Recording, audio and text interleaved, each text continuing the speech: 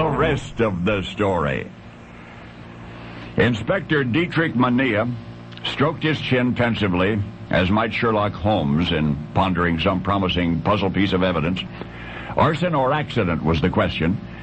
Yet, could such be determined from a trail so figuratively and literally cold? The evidence was the remains of a blaze itself, and a fingerprint, a solitary fingerprint. Whose? Well, who could tell? No database would yield its owner. No stool pigeon would suggest the perpetrator. But just as authorities were insisting a search for witnesses would be futile, this description turned up. Male, short, powerful physique, generally rough-looking. And then in the subtle mind of the German sleuth dawned the truth. No crime scene, this. No happenstance occurrence, either. Instead, the fire in question had been kindled and kept in the northern foothills of the Harz Mountains, near Kalanziwa, Germany, for some benign purpose. Well, the detective's job was done, and yet his conclusions will keep special investigators busy for many years to come. Inspector Mania's real-life mystery story would be published, of course, in the European Journal of Archaeology? That's right, Archaeology.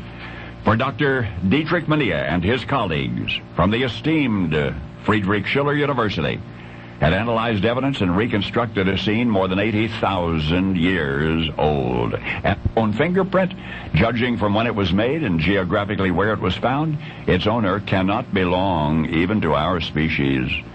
The kindler and the keeper of that 80,000-year-old fire, we have a name for him, Neanderthal. For there were many human predecessors to Homo sapiens.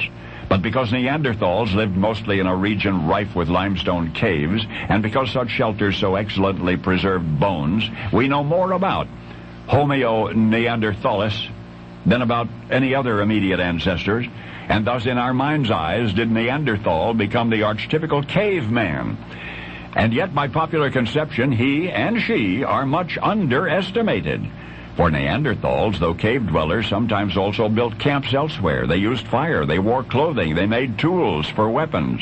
They were the first hominids to care for their sick and bury their dead. But there is a twist more remarkable still in the case of the fossilized fingerprint, revealed by that team of experts from Friedrich Schiller University. You see, all of the evidence strongly indicates that the builders of that prehistoric fire were slowly burning birch wood to manufacture a tar adhesive. For the fingerprint itself was found on the fossilized wooden handle of a tool whose flintstone head had been affixed with that same adhesive. So yes, prehistorians do mean to say, and I quote, the Neanderthals must have possessed a high degree of technical and manual abilities comparable to those of modern Homo sapiens, end quote.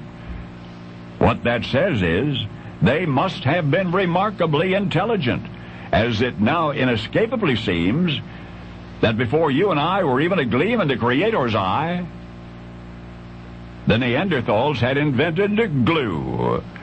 And now you know the rest of the story.